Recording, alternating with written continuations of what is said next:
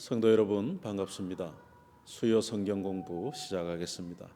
우리 함께 부를 찬송은 찬송가 308장 내 평생 살아온 길 함께 찬송하시겠습니다.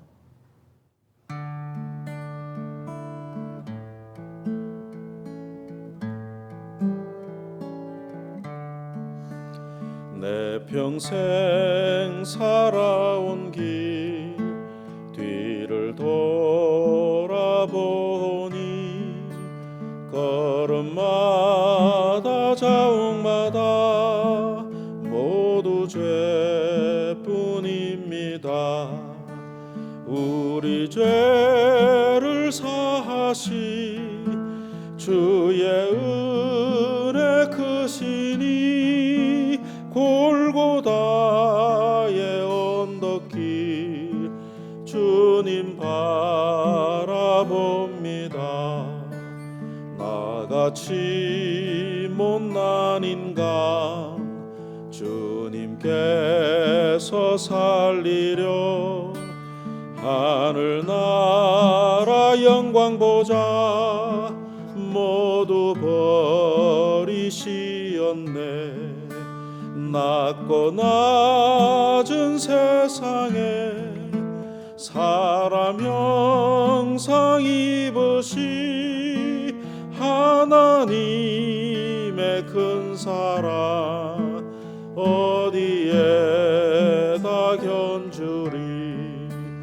예수님 나의 주님 사랑의 주 하나님 이제 나는 예수님만 높이면서 살겠네. 나의 남은 인생을 주와 동행하면서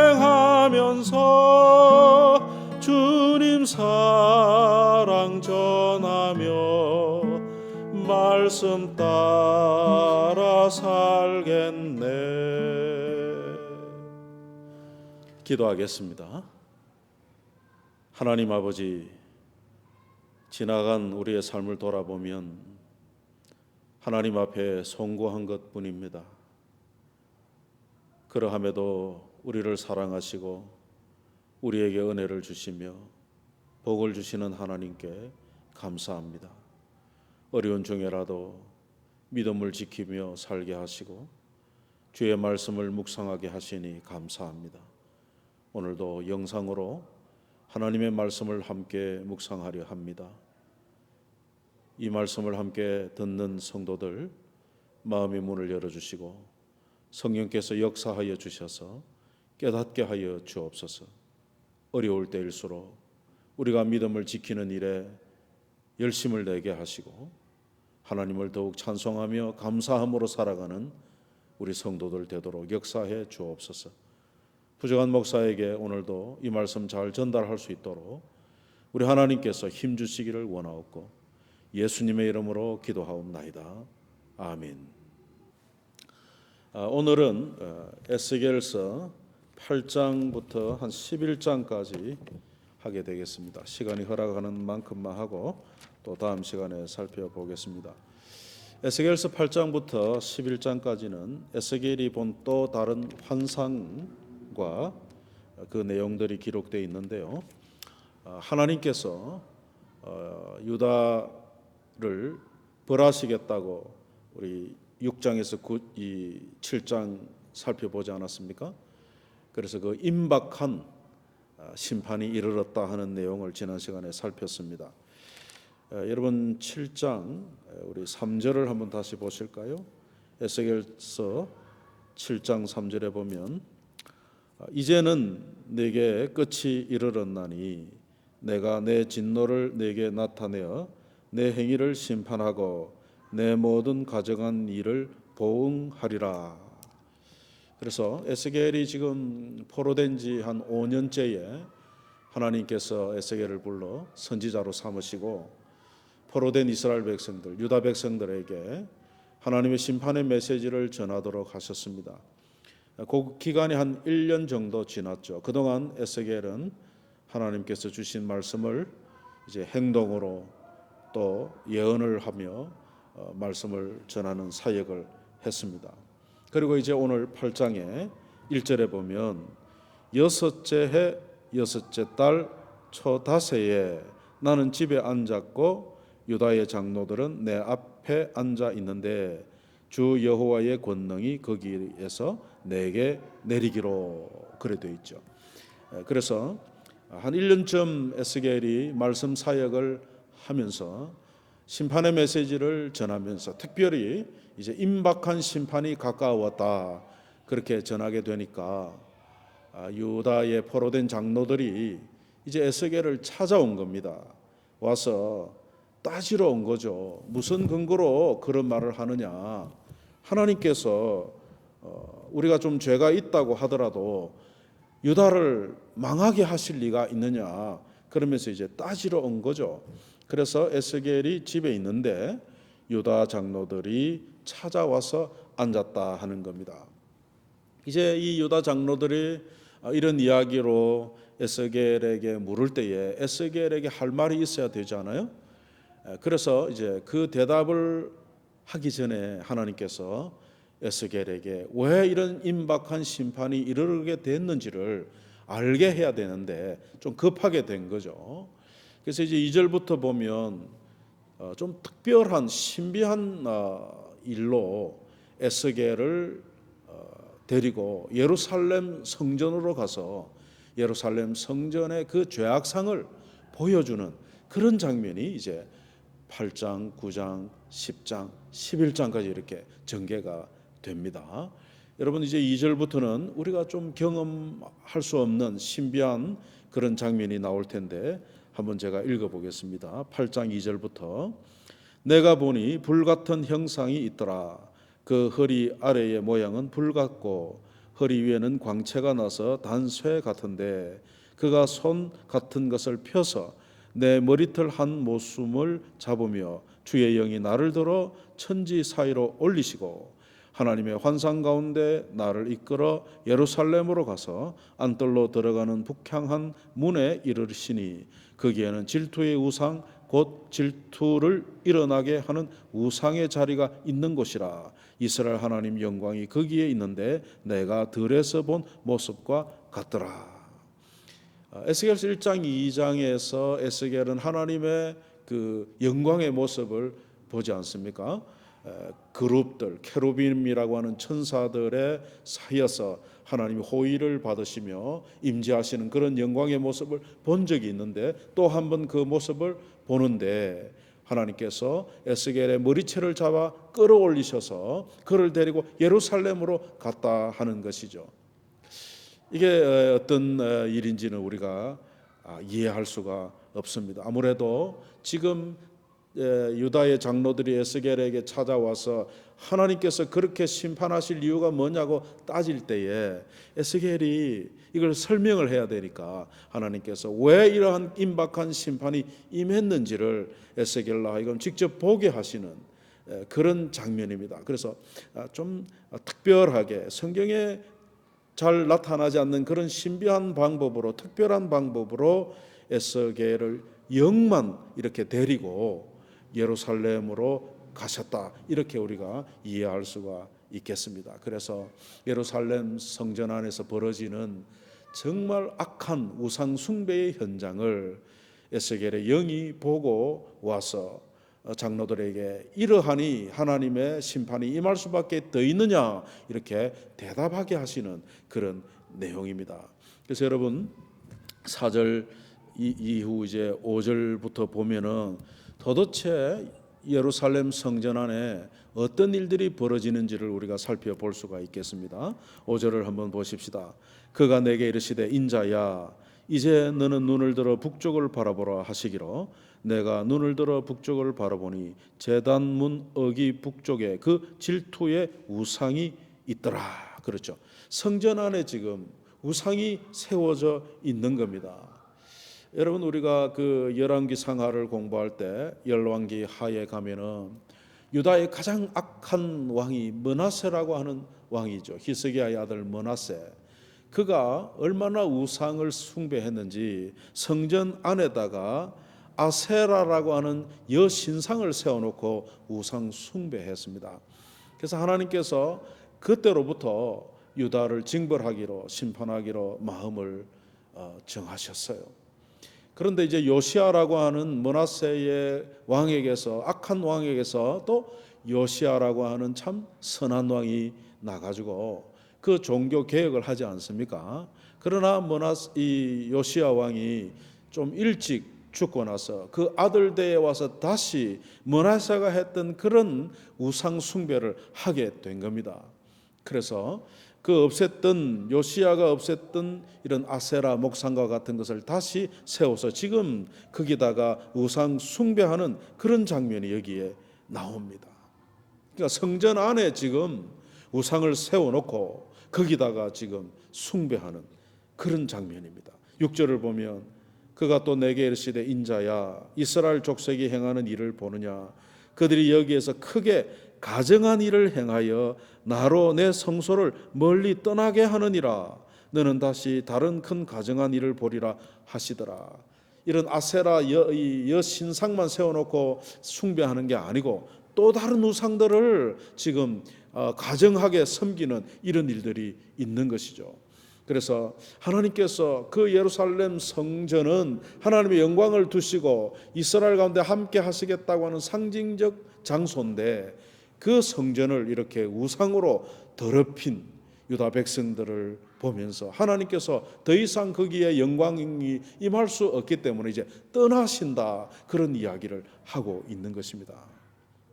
그래서 7절에 보면 그가 나를 이끌고 뜰 문에 이르시기로 내가 본적 담에 구멍이 있더라.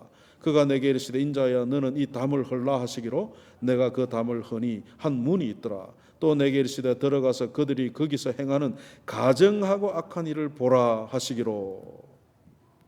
그 성전 안에 들어가 보니까 더 악한 일이 벌어지는 거예요. 뜰에만 우상을 세워놓은 것이 아니고 10절에 가보니까 내가 들어가 보니 각양 곤충과 가증한 짐승과 이스라엘 족속의 모든 우상을 그 사방 벽에 그렸고 이스라엘 족속의 장로 중 70명이 그 앞에 섰으니 사반의 아들 야사나도 그 가운데에 섰고 각기 손에 향로를 들었는데 향연이 구름같이 오르더라. 이렇게 되어 있습니다.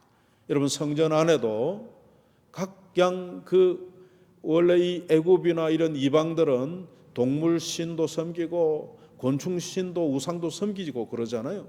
근데 그런 것들을 만들어 놓지를 못했는지 그려놓고 거기다가 이스라엘의 유다의 정치적인 지도자인 70명의 장로들이 향을 피우면서 지금 제사하고 있는 거예요. 성전 안에서 기가 막힐 노릇이죠. 12절에 가면 또 내게 이르시되 인자야 이스라엘 족속의 장로들이 각각 그 우상의 방한 어두운 가운데서 행하는 것을 네가 보았느냐. 그들이 이르기를 여호와께서 우리를 보지 아니하시며 여호와께서 이 땅을 버리셨다 하느니라. 장로들이 지금 우상 앞에 제사를 드리면서 하는 말이 뭡니까? 하나님이 우리를 지금 돌보지 않으신다.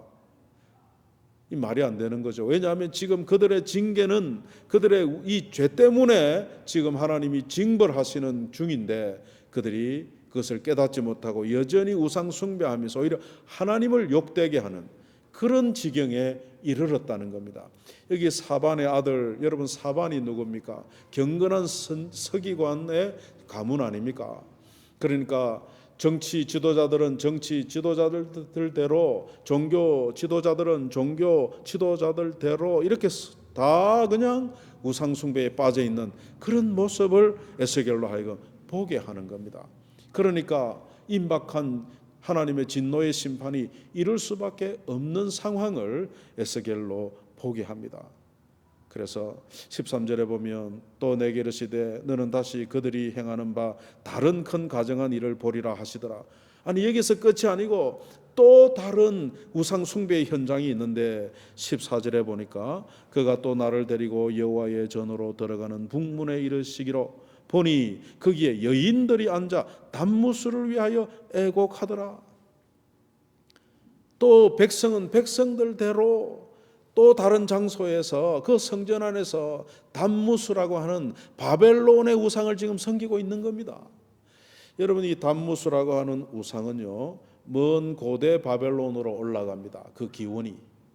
그러니까 여러분, 기독신앙의 뿌리와 역사만 있는 게 아니고 이단과 우상숭배의 뿌리도 있습니다.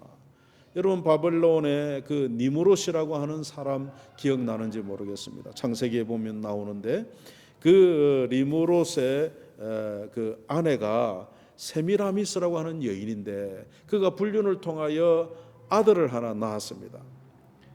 그 니무롯이 죽고 나서 아들을 하나 낳았는데 그 이 여인이 이 낳은 아들을 니무롯이 환생했다 그러면서 그 아들을 신으로 만듭니다. 그 아들을 신으로 만든 그 신 이름이 담무스예요. 담무스. 그러니까 이 여인은 자기가 신을 낳은 어머니다, 그러니까 신의 어머니다 하고 자기도 신성화시킵니다. 그래가지고 신의 어머니로서 그 담무스와 결혼을 합니다. 아들과 세상에. 그래서 그런 말도 안 되는 가정한 우상이 담무스인데 이것을 여인들이 이 유다의 여인들이 지금 그 앞에 울면서 슬퍼하면서 섬기고 있는 장면입니다. 여러분, 이 담무스라고 하는 이 우상을 섬기면서 여신은 또 세미라미스라고 해서 아스다롯, 비너스 이런 여신들이 이제 생겨나게 되죠.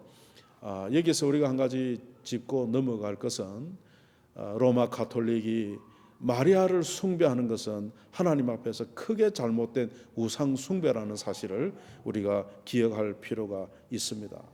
로마 가톨릭은 마리아를 성모라고 불러요. 성모, 하나님의 어머니. 그래서 AD 431년에 에베소 교회 회의에서요, 마리아를 하나님의 어머니로 정해버려요. 그래서 그들은 지금까지 마리아를 신으로 숭배하죠. 그래서 로마 가톨릭은 마리아교입니다. 우리가 교회 안에서 성모 마리아 이런 말 쓰면 안 됩니다. 우리는 오직 성부 하나님, 성자 예수님, 성령 하나님만 우리의 유일한 섬길 대상으로 믿고 섬기지 않습니까? 우리는 성모란 말을 쓰면 안 돼요. 우리는 예수님의 육신의 어머니 마리아 그렇게 부릅니다. 근데 로마 가톨릭은요, 마리아에게 기도도 하고 마리아를 하나님처럼 찬양도 합니다. 이것이 우상이죠.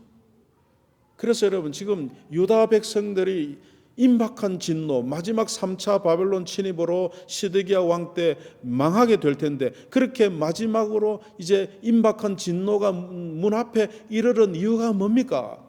성전에서 하나님을 예배한다고 하면서도 또 한편 성전 구석에서는 이방의 우상들을 이렇게 섬기고 있는 우상 숭배죠. 이것을 요즘 용어로 바꾸면요, 이게 혼합주의입니다. 혼합주의. 그래서 로마 가톨릭이 이런 혼합주의를 지금 하고 있죠. 우리 개신교 믿음의 교회는 이런 혼합주의를 주의해야 됩니다. 요즘 WCCN이 그러면서 교회 일치 운동을 한다고 유명한 목사들이 앞장서서 이런 짓을 하고 있거든요. 여러분, 하나님께서 매우 미워하시는 죄입니다. 우리는 오직 하나님과 우리의 유일하신 예수 그리스도만이 우리의 구원의 길로 우리가 믿는 것 아닙니까?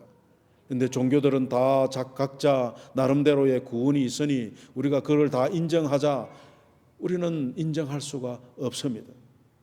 지금 유다 백성들은 하나님을 알고 있습니다. 그럼에도 불구하고 하나님을 무시하고 우상을 섬김으로써 더 악한 일을 하는 것이죠. 이방 백성들은 모르고 자기들의 우상을 섬긴다 하지만 지금 이스라엘은 역사대대로 조상대대로 하나님을 경험했거든요. 그러면서 여기 와가지고 지금 이와 같은 악한 우상 숭배를 할 때에 하나님께서 더 이상 이것을 두고 보실 수 없기 때문에 청소하시겠다, 심판을 행하여서 이것을 벌하시고 이제 바벨론 포로되어 간 자들을 통해서 그들을 정결케 하시고 그들에게서 새로운 하나님의 백성들을 또 일으키시는 이런 일들을 이제 하게 되는 것입니다. 그런 내용들이 에스겔서에 이제 기록되어 있습니다. 그래서 우리가 로마 가톨릭을 보면서 기독교와 같다고 생각하면 안 됩니다. 어떤 사람들은 교회를 다니면서도 로마 가톨릭이 큰 집이고 우리 개신교는 작은 집이다 그런 말 쓰잖아요. 아닙니다, 여러분. 로마 가톨릭은 딴 집입니다. 우리 기독신앙과 완전히 다른 종교예요. 우리는 오직 성경만을 믿는 기독신앙이라면 그들은 성경을 자기들 마음대로 해석하고 이용하여 그들의 우상을 섬기고 있는 것이거든요. 그래서 우리가 로마 가톨릭에 대해서 우리가 바르게 인식할 필요가 있습니다. 그래서 그들이 성모 마리아라 그러면서 마리아에게 기도합니다. 왜 예수님 이름으로 하나님께 기도해야 되는데 그들은 마리아에게 기도해요. 그리고 기도를 마치고 성부와 성자와 성령의 이름으로 기도한다고 그러잖아요. 그러면 누가 제일 높은 거예요? 기도를 받는 자는 성모 마리아다 이래 되는 거죠. 이게 말이 안 되거든요. 이와 같은 로마 가톨릭이 종교 일치 운동을 한다고 그냥 혼합주의를 하고 있는데 여기에 우리 기독 신앙인들이 속으면 안 됩니다. 우리는 오직 하나님의 말씀을 붙들고 하나님만을 섬기는 그런 믿음의 그 바른 도리를 지켜가야 됩니다. 그래서 이렇게 여인들이 담무스라고 하는 바벨론 우상까지 섬기고 있는 겁니다. 16절에 가면요 또 다른 우상을 섬기는데 그게 뭔지 한번 보십시오. 그가 또 나를 데리고 여호와의 성전 안뜰에 들어가시니라. 보라, 여호와의 성전 문 곧 현관과 제단 사이에 약 25명의 이 여호와의 성전을 등지고 나철 동쪽으로 향하여 동쪽 태양에게 예배하더라. 태양신을 지금 섬기고 있는 거죠. 여러분 얼마나 이게 악한 일입니까? 그래서 이런 악한 일을 하는데 17절에 보면 또 내게 이르시되 인자야 네가 보았느냐 유다 족속이 여기에서 행한 가증한 일이 적다 하겠느냐. 이게 적은 일이 아니라는 겁니다. 그러면서 하나님께서 진노하시는데 어떻게 진노하시느냐 18절에 보면 그러므로 나도 분노로 갚아 불쌍히 여기지 아니하며 긍휼을 베풀지도 아니하리니 그들이 큰 소리로 내 귀에 부르짖을지라도 내가 듣지 아니하리라. 이런 죄를 짓고 하나님께 또 염치 없이 기도하는 거예요. 그걸 하나님이 들으실 수가 없죠. 그래서 하나님께서 이제 임박한 진노 심판으로 유다를 이제 이 예루살렘을 멸하시겠다는 겁니다.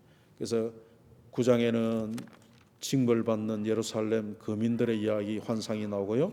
10장에 보면은 이제 불타는 예루살렘에 대한 환상을 보게 되고요.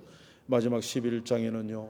하나님의 영광이 이 더러워진 성전을 예루살렘을 떠나시는 그런 장면이 나옵니다. 여러분 하나님의 은혜와 영광의 손길이 끊어지면 그건 어떻게 됩니까? 거기에는 심판밖에 있을 것이 없죠.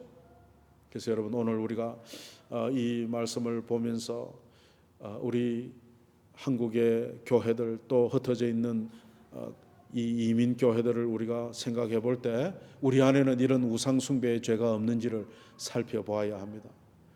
교계뿐만 아니라 개인적인 내 자신의 삶 속에도 우리가 이런 우상에 빠져 있지는 않은지, 우상까지는 아니라도 우리가 미신이나 또는 세속의 어떤 풍습에 매여 살고 있지는 않는지를 우리가 살펴보아야 됩니다. 하나님의 백성들은 철저하게 하나님의 말씀에 그 삶의 도리를 붙들고 살아야 되죠.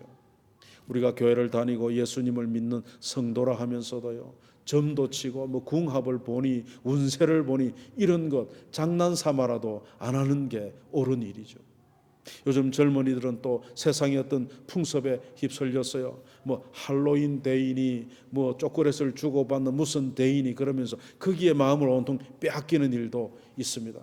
우리 기독 청년들 또는 우리 기독 성도들은요 하나님의 말씀을 붙들고 행하는, 삶을 이루어가는 이런 바른 신앙생활과 삶의 태도를 가지고 살아야 한다는 사실을 우리는 오늘 이 말씀을 통해서 또 한번 깨닫게 되겠습니다. 여러분, 오늘 여기까지 하고 9장, 10장, 11장 또 다음 시간에 살펴보겠습니다. 그래서 우리가 어떤 이런 세상의 죄에 빠지지 않도록 우리 자신들을 지키기 위해서는 하나님의 말씀을 바르게 배우고 익혀서 그 하나님 말씀을 우리 삶에 적용하는 이런 지혜로운 성도들이 되어야겠습니다. 그런 성도들이 되시기를 주님의 이름으로 축복합니다. 기도하겠습니다. 하나님 아버지, 에스겔 당시에 유다의 그 악한 우상 숭배의 현장을 에스겔이 보고서 우리에게 남겨놓은 기록을 읽었습니다.